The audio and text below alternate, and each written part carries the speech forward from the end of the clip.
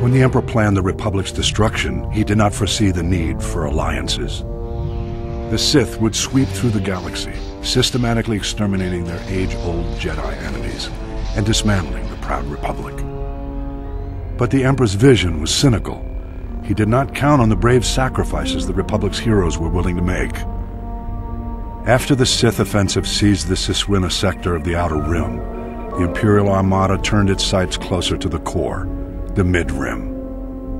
Believing the Republic was still recovering from its heavy losses, Imperial forces charged into Bothan space, where they were caught off guard by the full force of the Republic fleet. The Republic fleet obliterated the Imperial squadron, and the Battle of Bothawui became the Republic's first major victory in the war. The news spread across the galaxy, rekindling lost hopes and re-energizing exhausted defenders. The Republic fleet moved on, but a courageous force of Jedi and Republic soldiers remained on Bothawui to await the Empire's return. The vengeance of the Sith came swiftly. Imperial battle cruisers from around the galaxy closed in on Bothan space to recoup their losses. A high-powered planetary shield protected Bothawui from bombardment, forcing the Imperial forces to engage on the ground. Jedi Master Belthalusis, 7 dozen of the Order's finest knights, and 4,000 Republic soldiers dug in to defend the shield generators, or die trying. The disparity was staggering. An unprecedented Imperial army, 50,000 strong, descended on Bothawui's brave defenders. The defenders were undaunted, with no expectation of survival. They were mindful only of their duty. But overconfident Imperial commanders threw all their army's might into direct assault, and their ground forces fell in droves. For every Republic soldier who died, 10 Imperials were killed.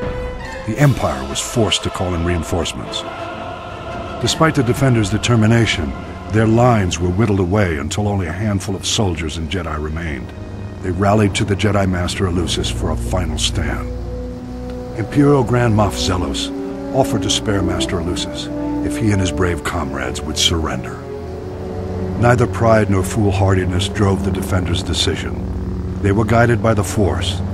They had passed beyond the fear of death.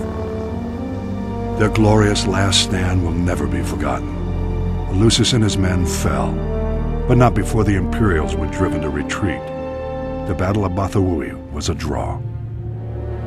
The heroes of Bothawui inspired bold New Republic strategies that eventually halted the Empire's advances. In retrospect, though, the Republic had lost too many systems in the early years of the Great War. The execution of the Emperor's brilliant strategy was flawless. Survival was the best the Republic could hope for. I've spent much time now piecing together the puzzle of the Emperor's initial designs, and I have a theory that is quite surprising. I'll develop that for my next report.